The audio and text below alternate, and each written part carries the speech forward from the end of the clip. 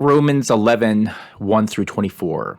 Paul here is continuing his thoughts about Jews and Gentiles, more about the natural original olive tree, the Jews, and the wild branches have been grafted on, the Gentiles. And he's continuing to grapple with the mystery of why the Jews are en masse not following the teachings of Jesus and accepting him as a Messiah. I mean, given where we are right now historically and how things have turned out, 2,000 years after this letter was written, it's hard to really imagine and remember that in Jesus' ministry on earth, his short 3-year ministry, he never left Israel. His ministry was almost exclusively to the Jews. There were a few exceptions, like the Samaritan woman at the well, the royal official at Capernaum who asked Jesus to heal his son, the Canaanite woman who begged Jesus to save her demon-possessed daughter. But it did not appear during the life of Jesus that this was a new religion. It was the fulfillment of the Jewish religion. This was Judaism. Then something strange and unexpected happened. The Gentiles, you know the rest of the story. We are the rest of the story. The Gentiles became followers of Jesus. That was not what people expected to happen initially. So Paul is really struggling to understand and comprehend what's going on. It's personal for him since he is a Jew and he loves his Jewish people. And in this chapter, Paul is getting into really hard and disturbing parts of the Bible. There are parts of the Bible I wish I could redact. There are verses and passages I wish I could take a Sharpie black marker and black out these parts because it looks really bad and it's really hard for me to swallow. So why did the Jews, by and large, reject Jesus? Paul is saying that God gave them over to a spirit of stupor. Their eyes would not see and their ears would not hear, down to this very day. And then he goes on to say, God let their eyes be darkened so that they cannot see. Okay, that's disturbing. It's really hard to understand. And I won't pretend with mental acrobatics to make this all work out. But this is what I do know. This is what we know. God is not the cause of evil. God is not the author of sin. But somehow, in God's providential order, he allowed, permitted, facilitated the Jews to be blind to the gospel and reject Jesus. I mean, Paul's really dealing with this, and he's struggling. Why? Well, two things Paul points out.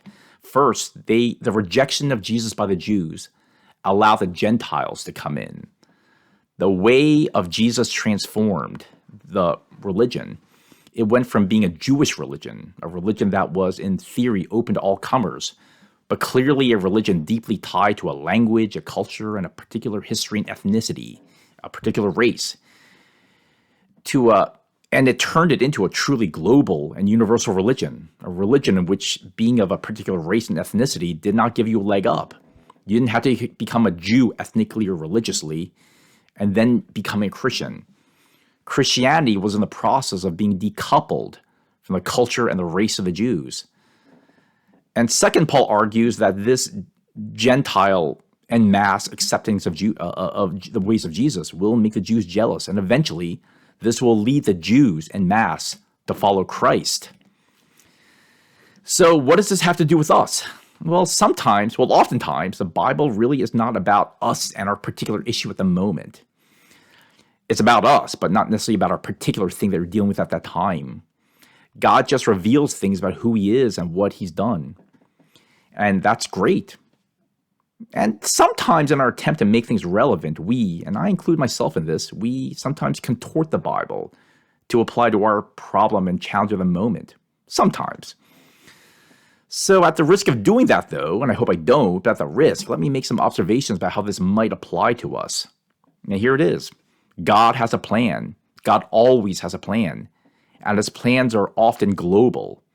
And God plays the long game. By long game, I mean a week, a month, years, decades, centuries, millennium possibly.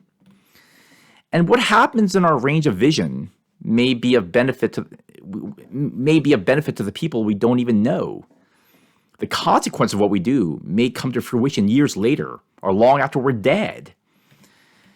If there were no God and we did not have our faith, what would be the point of doing anything where the good results will come years after you're dead, or the beneficiary would be to someone you don't even know, and they would be the beneficiaries of what we do, but you don't even know them. You don't care about them or you know what their names are.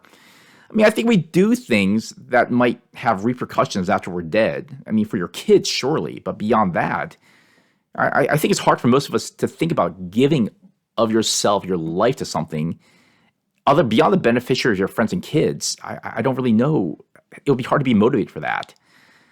What God is asking us to do is, in faith, plant trees, and only our children and grandchildren will be able to sit under the shade of that tree and eat its fruit. Or in this case, the great great grandkids of other people's great great grandkids, people that don't even know, that aren't even related to us. Good things come from the things that God is promising us, but it may be far down the line and far beyond our own life. Paul here is trying to comfort the Jews and himself by making sense of what's going on with the Jews. And his answer is, God has a plan. In our own lives, things are going on. And some of these things make no sense to us. And God's ways seem baffling. They not only don't make sense, sometimes the things that God seems to be doing in the world, it's like they're anti-sense. It's like they're backwards. It's like the opposite of what makes sense.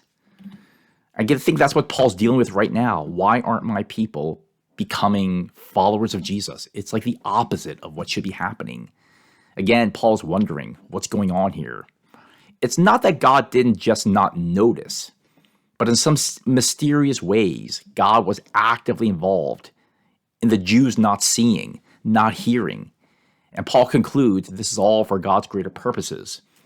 And admittedly, it is strange and hard to understand. So in our own lives, what's going on? What can we take from this chapter? What we can take is that God is there. God is always there. He has a purpose, and God knows what he's doing, and he is doing something. And everything in our lives plays a role in God's plans. And that should be of comfort to us. That is an act of faith. We hope and we have faith, even if we can't see it.